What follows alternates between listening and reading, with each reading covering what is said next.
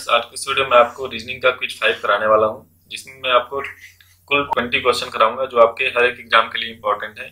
खासतौर से एनटीपीसी और ग्रुप डी के लिए बहुत ज़्यादा इंपॉर्टेंट रहेंगे। ठीक है, तो इससे पहले फ्रेंड्स मैंने 4 क्विज आपको और कराया हुआ है और इसके बाद मैं लगभग अभी 15 क्विज कराने वाला हूँ। टोटल 20 क्विज मैं कराने वाला हूँ मैथ और रीजनिंग के। तो आप उसको जाकर के मेरे चैनल पे देख सकते हैं, और अगर आप अभी नए हैं तो चैनल को सब्सक्राइब कर लीजिए, लाइक कर दीजिए। तो चलिए ठीक है, स्टार्ट करते हैं आज का सेशन। देखते हैं पहला क्वेश्चन। तो सबसे पहला क्वेश्चन देखिए, लिखा हुआ है दिए गए विकल्पों में से विषम शब्द चुनिए। तो ऐसे क्वेश्चन बार बार आते हैं। तो इसमें देखिए रोगाणु, सूक्ष्म फिल्म, माइक्रोफोन, सूक्ष्मदर्शी। तो ये सब जितनी चीजें हैं सब क्या है? इंस्ट्रूमेंट है ना। सारी चीजें क्या है? एक इंस्ट्रूमेंट है। बट रोगाणु क्या है? रोगाणु इंस्ट्रूमेंट नहीं है, एक प्रकार का एक जीव है। तो यहाँ पे विषम में कौन आ जाएगा? रोगाणु आपका यहाँ पे सही आंसर हो जाएगा। नेक्स्ट देखिए अगला क्वेश्चन, दिए गए विकल्पों में से सही संख्या को चुनिए। तो देखिए यहाँ पे क्या होता है कि इसका रिलेशन इसके साथ देखा जाता है, फिर इसका रिलेशन इसके साथ। तो जब ये दोनों दिया हुआ है तो यहाँ पे रिलेशन देखेंगे क्या बनने वाला है। तो ये देखिए जो 210 लिखा हुआ है, ये आपका 14 का स्क्वायर आपको पता है। 14 का स्क्वायर कितना होता है? 196। प्लस उसमें क्या ऐड किया हुआ है? 14 ऐड किया हुआ है। तो आपका कितना मिल रहा है? 210। मतलब स्क्वायर करके उतना ही ऐड कर देना है। जो यहाँ पे 380 लिखा हुआ है, ये क्या है? 19 का स्क्वायर है। और 19 का स्क्वायर आपको पता है 361 होता है। इसमें क्या किया? 19 को ऐड कर दिया तो आपका कितना आ गया? 380 आ गया। मतलब स्क्वायर करके ऐड किया हुआ है। ठीक है, तो यहाँ पे अगर आप इसको देखिए तो ये जो 182 है, ये किसका है? 13 का स्क्वायर प्लस 13 है। ठीक है, क्योंकि 169 प्लस 13 कितना हो जाएगा? 9 3 12 182। ठीक है, तो उसी तरह से यहाँ पे जो स्क्वायर आने वाला है, तो देखिए यहाँ पे 14 था तो यहाँ पे 19 था, तो 5 आगे था, है ना। तो 13 है तो 5 आगे, मतलब 18 आएगा। समझ में आ रहा है? तो 18 का स्क्वायर प्लस 18 होगा। तो 18 का कितना हो गया? 324 प्लस 18 तो कितना हो गया? ये 342। तो 342 आपका यहाँ पे सही आंसर हो जाएगा। तो ऑप्शन नंबर ए यहाँ पे बिल्कुल सही होगा। चलिए ठीक है, बढ़ते हैं अगले क्वेश्चन की तरफ। तो कह रहे हैं विद्यालय की सॉरी, ये क्वेश्चन थोड़ा ऊपर चला गया है, बट कोई दिक्कत नहीं है, मैं आपको पढ़ के सुना देता हूँ एक बार।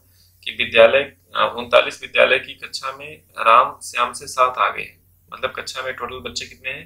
39 हैं, उसमें से राम श्याम से 7 आगे है। यदि श्याम की रैंक अंतिम से 17वीं है, तो अंतिम से 17वें पोजीशन पे श्याम है। ठीक है, तो यहाँ मतलब इधर 16 होंगे, यहाँ से यहाँ तक टोटल 16 बच्चे होंगे।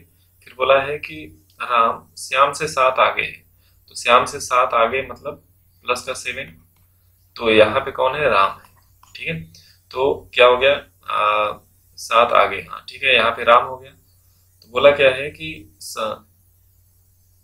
ठीक है 7 आगे है। राम का आरंभ से कितना स्थान है? तो देखिए टोटल 39 है, तो 17 तो आपके यहाँ तक आ गए, है ना। 17 पोजीशन यहाँ तक आ गई, और 7वीं पोजीशन पे यहाँ पे राम है। तो आप यहाँ पे क्या करिए? 7 आगे था तो आप 6 इसमें और ऐड करिए। तो ये वाली पोजीशन को छोड़ देंगे अभी। ठीक है, 6 अगर आप ऐड करेंगे तो कितना आ जाएगा? 17 और 6 17 प्लस 6 कितना हो गया? 23 हो गया। तो 23 बच्चे, मतलब टोटल यहाँ से यहाँ तक हो गया। तो अब आपका क्या बचा? 39 माइनस 23, यानी कितना हो जाएगा? 16। तो 16th बच्चे आपको यहाँ से यहाँ तक मिले। तो जो 16th वाली पोजीशन होगी किसकी होगी? राम की होगी। तो ऑप्शन नंबर यहाँ पे बिल्कुल कौन जाने वाला है? डी आपका सही आंसर होने वाला है। ठीक है, तो इस तरह से क्वेश्चन का ध्यान देंगे। क्वेश्चन नंबर 4 का आंसर देखिए, कह रहा है श्रीकांत नीलिमा से नाटा है। मतलब क्या है? जो श्रीकांत है वो नीलिमा से छोटा है। ठीक है, अच्छा तो नीलिमा बड़ी होगी ना। ठीक है, श्रीकांत नीलिमा से छोटा है। बी प्रतिमा श्रीकांत से लंबी है। ठीक है, अच्छा ये यहाँ पे ए लिखा हुआ है, ये मतलब ये पहला पॉइंट था। ये दूसरे में क्या किया है कि प्रतिमा श्रीकांत से लंबी है, तो प्रतिमा श्रीकांत से लंबी है। ठीक है, तो प्रतिमा लंबी है श्रीकांत से। तीसरा बोला है सुभाष नीलिमा से लंबा है, तो नीलिमा से लंबा देखिए यहाँ पे मैं सुभाष लिख रहा हूँ। ठीक है, और यहाँ पे जो ये है ये श्रीकांत है, इस चीज का ध्यान दीजिएगा। और ये कौन है? श्रीकांत है। ठीक है, लेकिन लेम्ब्रम से नाटा है। सुभाष नीलिमा से लंबा है लेकिन नेम्ब्रम से नाटा है, तो नेम्ब्रम यहाँ पे आ जाएगा। ठीक है, लेब्रम आपका यहाँ पे आ जाएगा। ठीक है, बोला है नीलिमा प्रतिभा से लंबी है, तो नीलिमा जो है प्रतिभा से लंबी है। तो मतलब यहाँ पे जो प्रतिभा आई थी तो यहाँ बीच में आ जाएगी। ठीक है, क्योंकि नीलिमा लंबी हो जाएगी। और श्रीकांत उससे छोटा हो जाएगा। ठीक है, तो इन ऊंचाइयों के क्रम में खड़ा किया जाए तो कतार में सबसे मध्य में कौन आता है, तो आप देख लीजिए मध्य में कौन आया। 1 2 इधर से हटा दीजिए और आपका श्रीकांत और इसको हटा दीजिए, तो बीच में कौन बचा, नीलिमा। तो नीलिमा आपका यहाँ पे बिल्कुल सही आंसर हो जाएगा। नेक्स्ट बढ़ते हैं अगले क्वेश्चन की तरफ।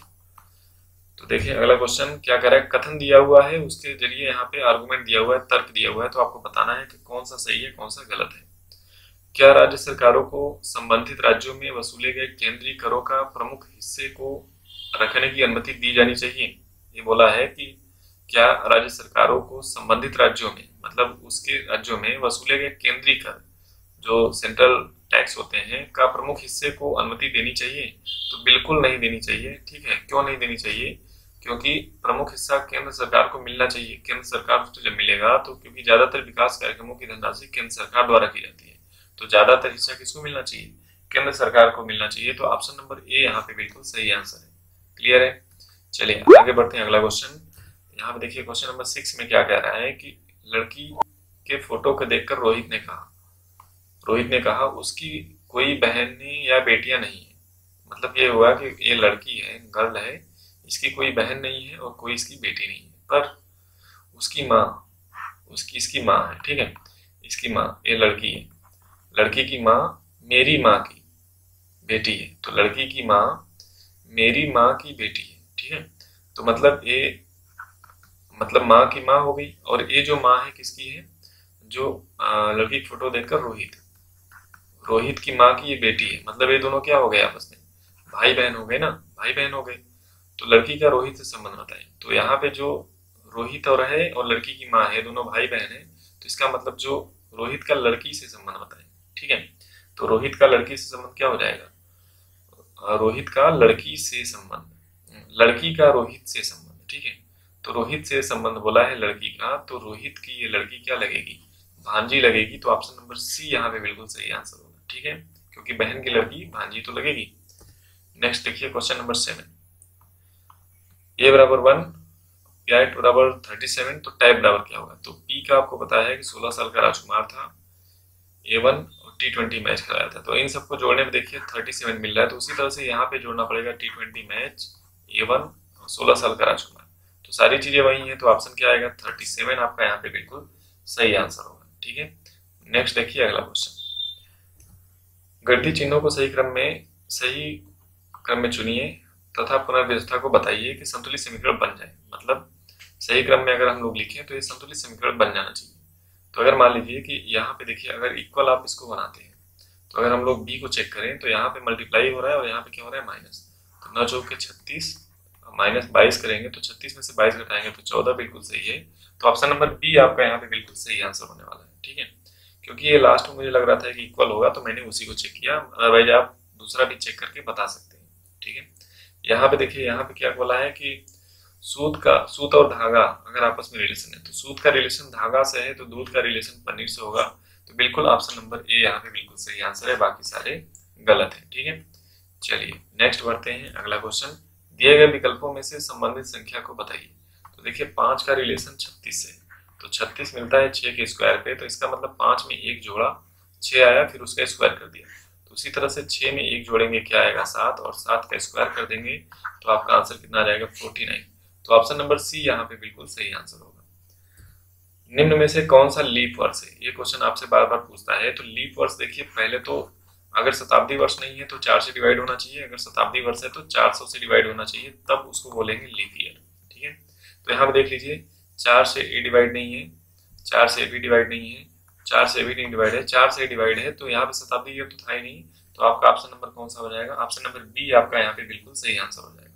ठीक है, नेक्स्ट देखिए अगला क्वेश्चन, इच्छा और चाह दोनों एक ही चीजें हैं, मतलब समानता का क्रम बता रहा है। ठीक है, तो यहाँ पे अभिलाषा इच्छा भी एक ही चीज है, तो यहाँ पे ऑप्शन नंबर ए क्या हो जाएगा, ये सही हो जाएगा। अभिलाषा का मतलब भी इच्छा होता है। ठीक है, तो यहाँ पे बाकी चीजें हैं वो गलत है, तो ऑप्शन नंबर ए यहाँ पे बिल्कुल सही हो जाएगा।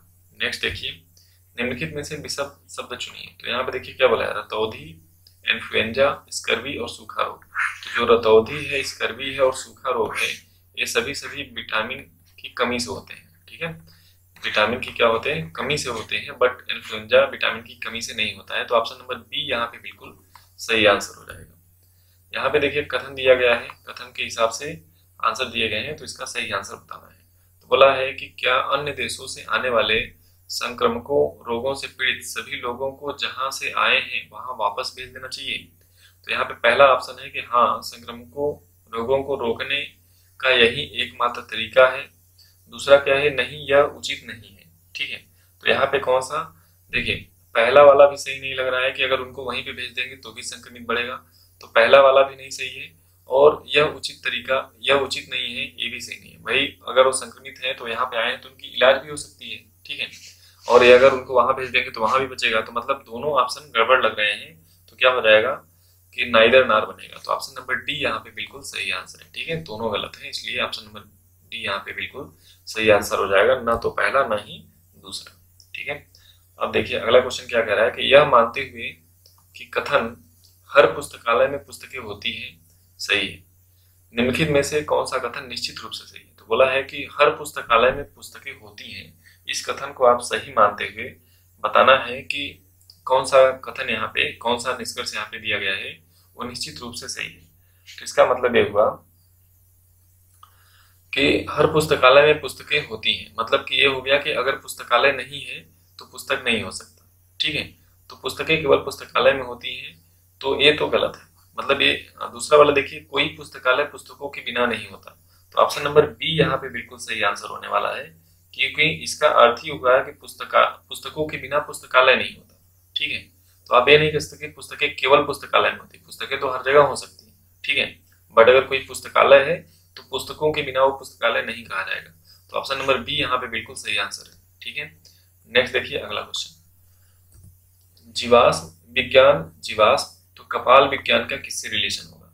जैसे जीवाश्म विज्ञान का रिलेशन जीवाश्म से होता है। ठीक है, तो जीवाश्म का अध्ययन जीवाश्म विज्ञान के अंतर्गत करते हैं, तो कपाल विज्ञान का अध्ययन किसके अंतर्गत करेंगे, ये आंसर देना है। तो कपाल खोपड़ी का अध्ययन कपाल विज्ञान के अंतर्गत करते हैं, तो ऑप्शन नंबर डी यहाँ पे बिल्कुल सही आंसर हो जाएगा। ठीक है, नेक्स्ट देखिए, कथन दिया गया है क्या भारतीय न्यायिक व्यवस्था में होने वाली लंबी छुट्टियों में महत्वपूर्ण कमी ली जानी चाहिए। ठीक है, तो इसका बताना है कौन सा सही होगा। तो हाँ, इससे पेंडिंग पड़े रहने वाले मुकदमों की बढ़ती संख्या को समाप्त करने में मदद मिलेगी। ये तो बिल्कुल गलत है कि अगर छुट्टियां कम कर देंगे तो मतलब जो पेंडिंग पड़े हुए हैं वो सब खत्म हो जाएगा, ये नहीं सही है। दूसरा देखिए क्या कह रहा है कि नहीं, मुकदमों में निष्पक्ष समाप्ति के लिए ऐसी व्यवस्था की तैयारी हेतु पर्याप्त समय की आवश्यकता है, ये बात बिल्कुल सही है।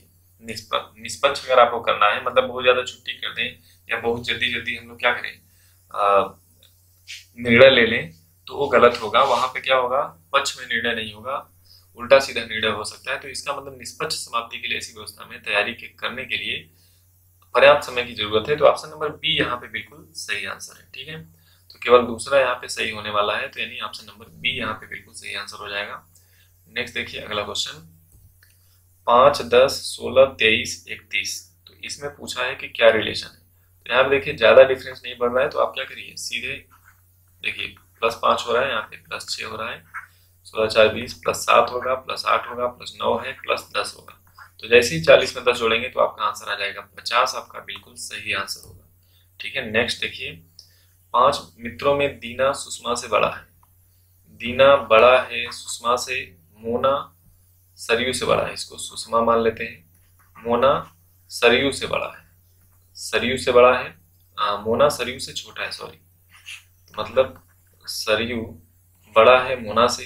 ठीक है, जया दीना से बड़ी है, तो दीना से बड़ी कौन होगी, जया हो गई। लेकिन मोना जितनी बड़ी है, लेकिन मोना जितनी बड़ी है उतनी बड़ी नहीं है, मतलब जया क्या है, मोना से छोटी है, तो मोना यहाँ पे आ जाएगी, तो सरयू यहाँ पे आ जाएगा। ठीक है, तो बोला है निम्न में से कौन सबसे छोटा या छोटी कौन है, तो सबसे छोटी कौन होगी, सुषमा, तो सुषमा यहाँ पे सबसे छोटी हो जाएगी। तो ऑप्शन नंबर यहाँ पे कौन सा हो जाएगा, डी यहाँ पे बिल्कुल सही हो जाएगा। ठीक है, चलिए नेक्स्ट बढ़ते हैं अगले क्वेश्चन की तरफ। यहाँ पे देखिए कथन दिया गया है, उसके हिसाब से निष्कर्ष दिए गए हैं, आपको आंसर बताना है। तो बोला है बड़े शहर में रहने वाले लोग भीड़ भाड़ गाड़ियों या बसों में धक्कम धक्का करते हैं। ठीक है, अब दूसरा लिखा गया है कि वे सड़क पर करने के लिए तेज मोटर करों के साथ प्रतिस्पर्धा करते हैं। मतलब सड़क पार करने के लिए होना चाहिए। सड़क पार करने के लिए तेज मोटर कारों के साथ प्रतिस्पर्धा करते हैं। ठीक है, तो यहाँ पे निष्कर्ष देखिए कि शहरों में लोगों के लिए यात्रा करना बहुत कठिन होता है, तो ये तो बिल्कुल सही बात है। ठीक है, बड़े शहरों में यातायात जाम होना अपरिहार्य है, तो दूसरा गलत है। ठीक है, तो यहाँ पे कौन सा हो जाएगा, पहला वाला ऑप्शन यहाँ पे बिल्कुल सही है इन दोनों कथन के हिसाब से। तो इस तरह से आपको मैंने टोटल 20 क्वेश्चन कराए हैं। इन सब सारे क्वेश्चन को करने के बाद हमको एक चीज समझ में आ रहा है कि कथन और तर्क वाला क्वेश्चन 2 या 3 जरूर पूछ रहे हैं। ठीक है, और उसके बाद आपको कौन बड़ा है कौन छोटा है इस तरह के क्वेश्चन बहुत पूछ रहे हैं। तो आप लोग जो मेरी वीडियो पड़ी हुई है उसको एक बार फिर से देखिए और इन सब चीजों को क्लियर करिए। तो चलिए ठीक है, वीडियो को